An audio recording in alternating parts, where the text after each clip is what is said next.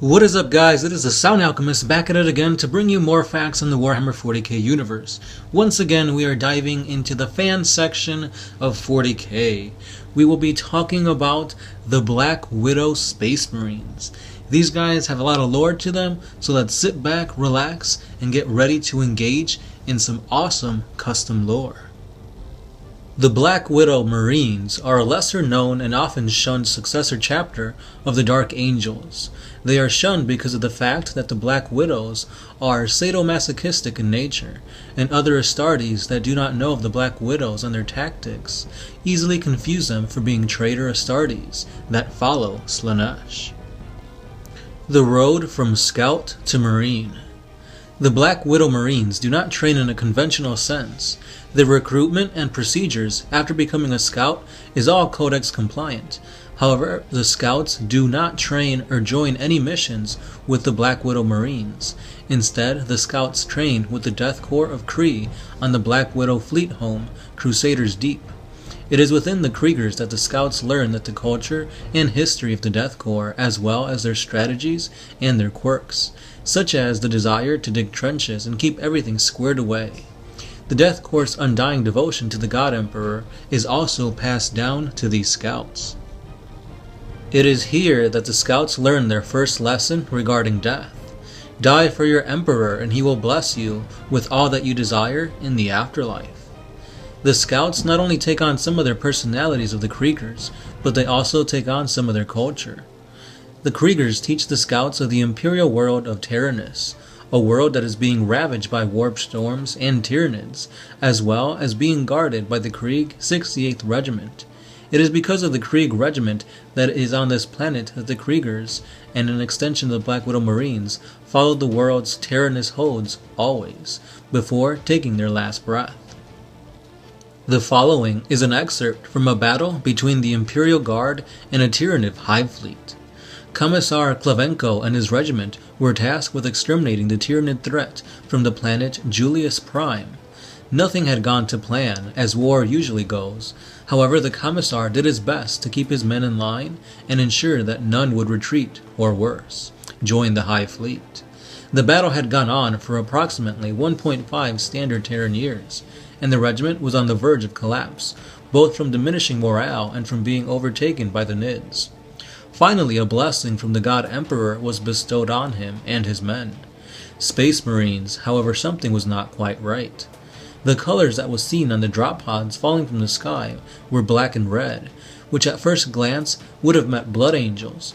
However, what set him off was the chapter's insignia, a black hourglass over a red background. The Commissar did not know what to think of this, and simply ordered his men, affix bayonets, as the drop pods landed close to the guard. The doors opened and the Commissar feared the worst, forces of chaos. However, what the Commissar did not expect was a very loud and booming, "For the Emperor, may he give us all the pain we desire," as the Marines poured out of the pod and into the Tyranid forces below. The Commissar could only look and order his men to fire into the hive mind through his vox. After a few hours of barking orders, one of the guardsmen had given the Commissar a report. "Lord Commissar, the Xenos are retreating from the battle." "Check your knowledge, trooper. Tyranids are a hive mind and feel no fear or remorse or anything at all. All they can do is destroy." The Commissar yelled, taking out his bolt pistol, ready to execute this young man for possible heresy, for not wanting to complete a battle to the death. "But Lord Commissar, they are. Look!" The guardsman gave the Klavenko a pair of binoculars to show a particular sight. The Black Widows were chasing after the Tyranids. They were running away. Add to that, the Marines themselves had bits of broken claws and teeth embedded into their armor in locations that would have killed any normal man, and for Marine for that matter. "By the Emperor, they've slain the synaptic beast controlling the Xenos. Quickly, send 2 platoons worth of reinforcements." The Commissar barked, "My lord, they have denied the reinforcements there, saying something about never being able to take pain like this, and that we are also a bunch of bitches that should die at the first sign of trouble." The guardsman reported. The Commissar could only stare in awe at the sight. A few days later, at least a quarter of the Terranus were killed, all thanks to the Marines. End transmission. And now onto the armor of these Space Marine warriors. The armor that the Space Marines use is particular. New Space Marines often have fresh new armor that doesn't have any kind of punctures or wounds. For all intents and purposes, they have been fixed and blessed by a tech priest. However, on the event that these Marines become damaged to the point of no repair, the tech priest will repair their armor to barely standing condition, due to the Black Widows wanting to keep every bullet hole, every cut, every scratch on the armor as a kind of trophy of the pain they have received. The Black Widows will often stop at nothing to eliminate the enemies of the Emperor, human, heretic, and Xenos alike. However, it is their reason behind it that usually gets them shunned. This is from an excerpt from the chapter master, Jurgis Frank Hut. Pain is the livelihood of the Emperor. We wish to receive pain like the Emperor received while he sits upon his golden throne, but not because we enjoy the pain, but because we wish to become closer to the God Emperor. Should we die in battle, we know that the Emperor will bless us with our greatest desires, one of which, as a shared collective, to live on in the afterlife on the planet Terranus. It is said that Jurgis was stating this as he was being whipped with chains and leather barbs and strips of glass. It is also said that his moans were of utmost pleasure as he was being whipped. Now, even though the Black Widows are a successor chapter of the Dark Angels, they do not wear green or white or anything that would usually associate them with the Dark Angels. They instead wear black, red, and silver on their armor. However, the reason behind their choice colors is not because of wanting to distance themselves from their parent chapter. It's simply because the Black Widow has spent all of their green paint on all of their tanks, and due to their ship being so far away, and requisitions would have to travel through multiple warp storms, the Black Widows have found a large mass of red and black paint, and decided to use that instead. However, through time, these colors can represent different meanings. Red became the symbol of blood that their ancestors had shed from both wearing the Black Widows as their parent chapter. Black became symbolic of the pain that the Marines longed to feel, and silver became the symbol of their web-like structure, the trap that their enemies fall into, and the poison that will all leave them into a dry, dead husk. The insignia of the Black Widow is a black hourglass on top of a red background, symbolizing the very spider that they are named after. This is used to shed fear into the hearts of Xenos or any enemy they face. The gene seed of the Black Widows. The Black Widow's gene seed is that of their Primarch, Lionel Johnson. However, due to some complications that had occurred when going through warp travel, an innate desire for delivering and having pain brought on the Marines was introduced into the gene seed. This became apparent to the Dark Angels while on the planet Terranus 5, while the hunt for a fallen.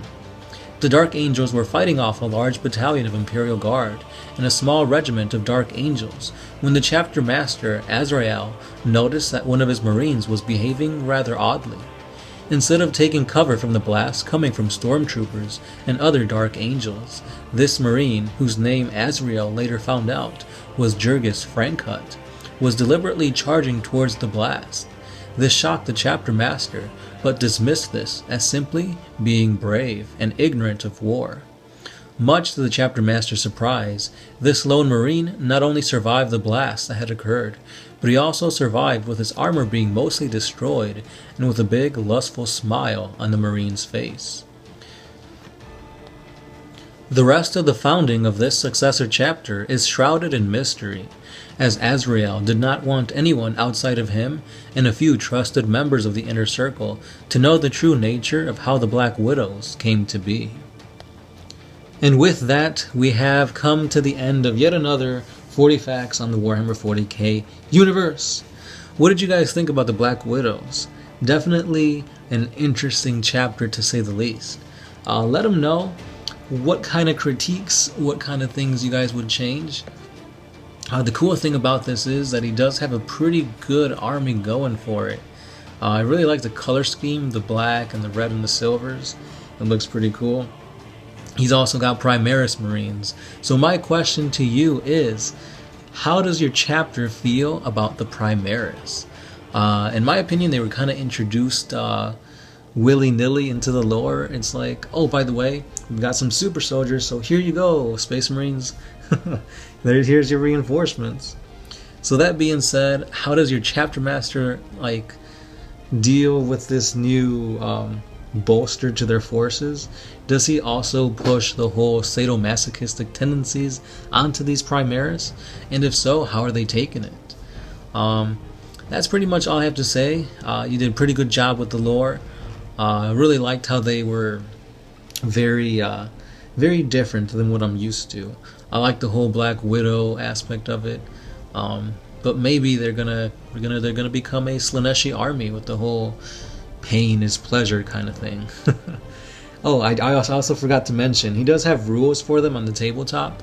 If you wish to play them, just comment in the comment section below, and I'm pretty sure this guy will answer your question. I'm not sure if he wanted me to say his name or anything, so if you want to be known, again, let yourself be known in the comments. All the credit goes to him. I didn't make up this fan chapter. This was all his idea. So that's all I got, guys. If you got your own Space Marine chapter, or anything for that matter, it could be an Imperial Guard regiment, a Tau Cadre, you got your own Chaos Space Marine Legion or something, let us know and we might feature it in one of our 40 Facts videos. I really like reading your lore. It inspires me to continue on with my own lore on the Celestial Suns. So again, guys, let me know what you want us to cover next. Perhaps as Cato Sicarius, or maybe Marnius Calgar. Pretty awesome dudes. Don't forget to hit us up on Facebook. We post each and every day. Also, we got a Twitter, an Instagram, and a Patreon. If you want to support One Mind Syndicate, Patreon is the place to be. We do some For the Greater Walls that are Patreon specific. So if your questions don't get answered here on YouTube, we can answer them over on Patreon. Also, we do put out creepypastas on Patreon, and it's basically a way to support us. $1 a month goes a long way, especially if you're buying McDoubles. But anyway, guys, that's all the time I have for you. As always, I will see you guys tomorrow. I've been the Sound Alchemist, and I'm signing out.